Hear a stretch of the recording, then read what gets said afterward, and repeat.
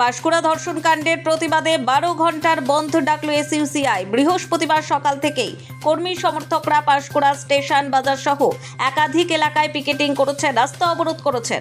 বন্ধের মিশ্র প্রভাব পরিলক্ষিত হয় পাঁশকুড়ায়, এমনটাই জানাচ্ছেন তারা। পাঁশকুড়া সুপার স্পেশালিটি হাসপাতালে ধর্ষণ কাণ্ডে পাঁশকুড়া জুড়ে 12 ঘন্টার বন্ধের ডাক দিয়েছে এসইউসিআই।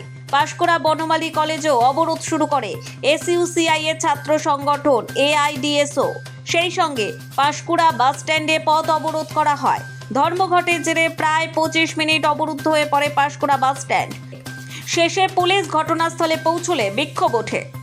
যে পাঁশকুড়া 14 তারিখে 17 তারিখের ঘটনা, যেখানে হচ্ছে যে পাঁশকুড়া স্বাস্থ্যকেন্দ্রে সুপার স্পেশালিটি হসপিটালে সেই হসপিটালের একজন স্বাস্থ্যকর্মীকে ওই হসপিটালেরই অঘোষিত দাদা, যার মাথার উপরে তৃণমূল এর হাত আছে, শাসক দলের হাত আছে, তিনি ভর দুপুরে তাকে ধর্ষণ করেছেন। শুধু এই ঘটনা নয়, এর আগেও কিন্তু এই ঘটনা তিনি ঘটিয়েছেন, কিন্তু কোনো কর্মী তার বিরুদ্ধে মুখ খুলতে পারেন না। কিন্তু শাসক দলের মাথায় হাত থাকায় তিনি তাদের হুমকি দিতেন, তাদের স্বামীদের খুন করে দেওয়া, তাদের ছেলে মেয়েদের খুন করার হুমকি দিতেন।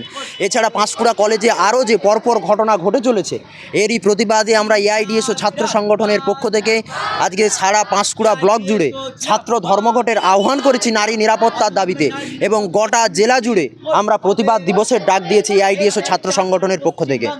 তবে দিকে দিকে বন্ধের প্রভাব পরিলক্ষিত হয়। ফাঁকা রাস্তা, দোকানপাট বন্ধ, কোথাও বা স্বাভাবিক রয়েছে জনজীবন।